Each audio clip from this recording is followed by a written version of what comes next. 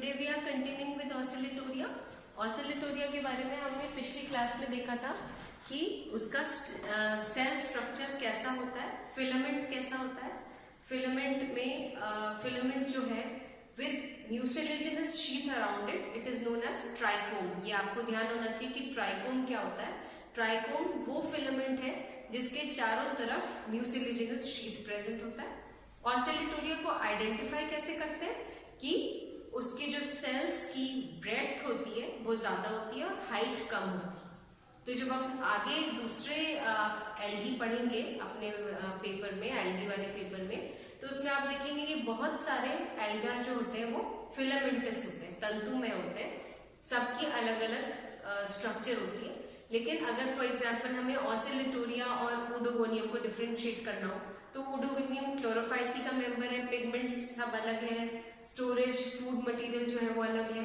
लेकिन externally morphologically देखते ही mucilaginous sheath दिखेगा और सेल्स की जो ब्रेड्थ है वो ज्यादा दिखेगी हाइट से ज्यादा कंपैरिजन में। तो वो साइनोफाइसी का मेंबर ऑसिलेटोरिया होता है।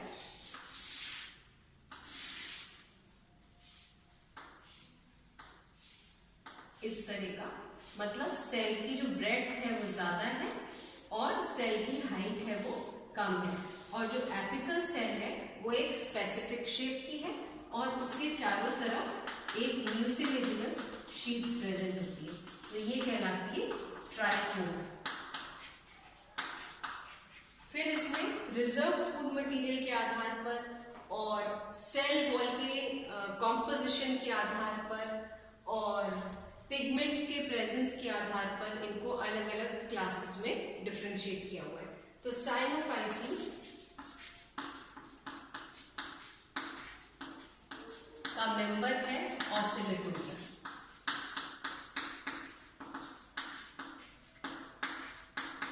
तो ऑसिलेटोरिया में हमने सेल का स्ट्रक्चर पढ़ लिया। सेल के स्ट्रक्चर के बाद हम देखते हैं कि इसमें मूवमेंट्स होते हैं। जबकि ये एल्गी के ग्रुप में माने या बैक्टीरिया के ग्रुप में माने तो इसमें एक पर्टिकुलर ग्लाइडिंग या क्रीपिंग मूवमेंट होता है। तो इनका जो लोकोमोशन है, दो तरह के मूवमेंट्स है, ग्लाइडिंग और क्रीपिंग। और दूसरा तरीके मूवमेंट है ऑसिलेटरी मूवमेंट। इसी वजह से इसका नाम ऑसिलेटोरिया रखा हुआ है। तो ग्लाइडिंग या क्रीपिंग मूवमेंट कैसा होता है? ये इसका लॉन्गिट्यूडनल एक्सिस है, लंबवत अक्ष है।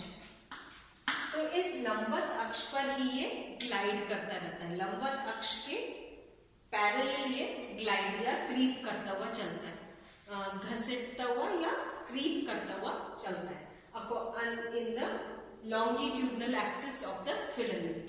तो इस तरीके से इसका ये ग्लाइडिंग मूवमेंट होता है या क्रीपिंग मूवमेंट होता है। दूसरा इसका ऑसिलेटरी मूवमेंट होता है। ऑसिलेशंस क्या होते हैं? अगर आपको याद है, आपने फिजिक्स में एक सिंपल पेंडुलम की बात सुनी थी। क्या होती है सिंपल पेंडुलम? जिसमें यहाँ पर एक थ्रेड होता है और नीचे एक हैवी बॉल लटका हुआ होता है। तो अगर हम इसको यहाँ से मूव करा देते हैं, इसको एक पुश देते हैं, तो इसका मूवमेंट और ये यहाँ से एक एक्सिस पर से फिक्स्ड है। तो ये हमेशा एक ऑसिलेटरी मूवमेंट को फॉलो करता है। ये सेंटर ऑफ ग्रेविटी है। यहाँ से पहले ये इधर जाएगा, इधर से वापस इधर सेंटर तक आएगा, सेंटर ऑफ इक्विलिब्रियम तक, फिर ये इधर जाएगा और वापस सेंटर की तरफ आएगा। तो ये पेंडुलम का मूवमेंट होता है। अगर आपको ध्यान हो, पहले सेंटर ऑफ ग्रेविटी से एक साइड जाएगा, वापस सेंटर तक आएगा, फिर दूसरे साइड जाएगा, फिर वापस सेंटर तक आएगा। ये ऑसिलेटरी मूवमेंट होता है सिंपल पेंडुलम का। और सबसे कॉमन आप इसको सिंपल पेंडुलम को तब देखते हैं जब आप पुराने जमाने के ग्रैंडफादर क्लॉक्स होते थे, बड़े बड़े क्लॉक्स होते थे, उसमें टाइम का पीस जो डायल होता था वो ऊपर होता था और नीचे इस तरह का हैवी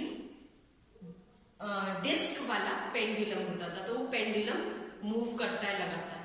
वॉच चलता रहता है, क्लॉक मिनट सेकेंड्स और आवर्स चलते रहते हैं, और नीचे ये डिस्क जो होता है, जो हैंगिंग डिस्क होता है, वो मूव करता है, सस्पेंडेड होता है। तो वो ग्रैंडफादर क्लॉक्स में देखते हैं हम उसको।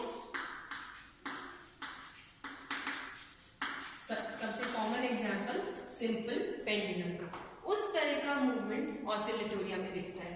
तो ये एक एक्सिस से इधर की ओर जाएगा, फिर सेंटर में आएगा, फिर इधर की ओर जाएगा, फिर सेंटर में आएगा। ठीक है,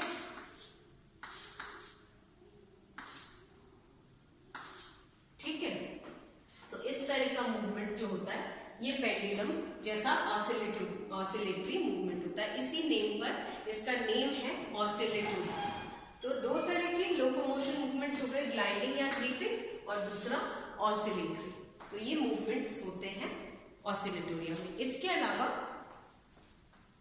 एक फिनोमिनन इंपॉर्टेंट है ऑसिलेटोरिया का,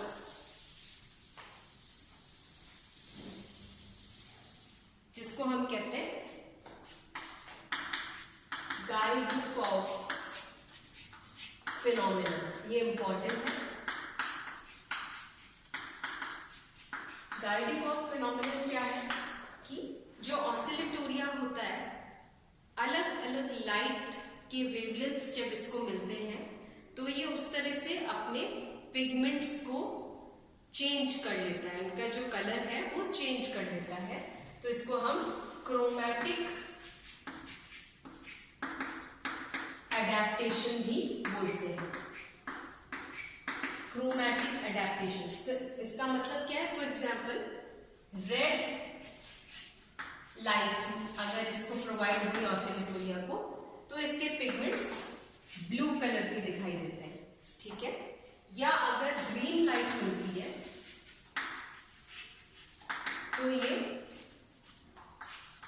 रेडिश ब्राउन या रेडिश ब्लू कलर का दिखता है। या अगर इसको येलो लाइट मिली तो ये ब्लू ग्रीन दिखता है।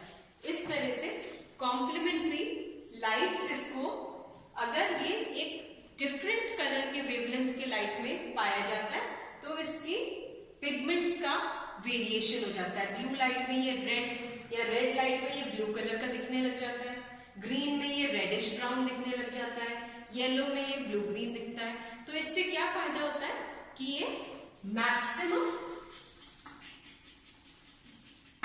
Absorption of light for photosynthesis. तो मतलब ये प्रकाश संश्लेषण के लिए मैक्सिमम लाइट का अवशोषण कर लेता है, और उस हिसाब से जिस तरह की लाइट इसको प्रोवाइड होती है उस तरह की लाइट में ये अच्छी तरह से फोटोसिंथेसाइज कर लेता है, प्रकाश संश्लेषण कर लेता है। तो इस गाइडुकॉफ फिनोमिनन को हम क्रोमैटिक एडेप्टेशन भी बोल देते हैं।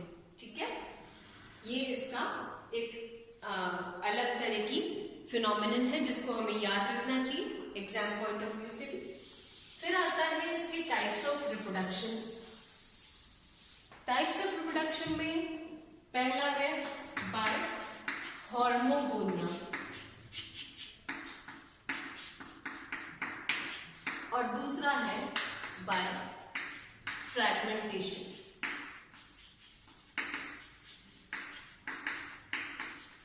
हॉर्मोगोनिया क्या होते हैं? अगर मान लीजिए एक फिलामेंट है,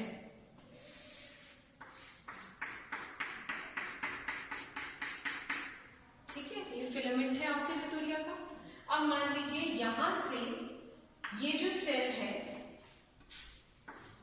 एक सेल मान लीजिए इसके टर्जिडिटी लूज कर लेता है और ये सिकुड़ जाता है। सिकुड़ने से इसका शेप कैसा हो जाता है? यहां से और यहां से इस तरह के बाइकॉन्वेक्स स्ट्रक्चर बना देगा ये। ठीक है, यहां से इस तरह का स्ट्रक्चर करके और ये सेपरेट हो जाएगा इस तरह से, दो नेक्टिडिया बन गए। तो ये जो डेड सेल्स होती है, ये डेड सेल्स है लूज टर्जिडिटी,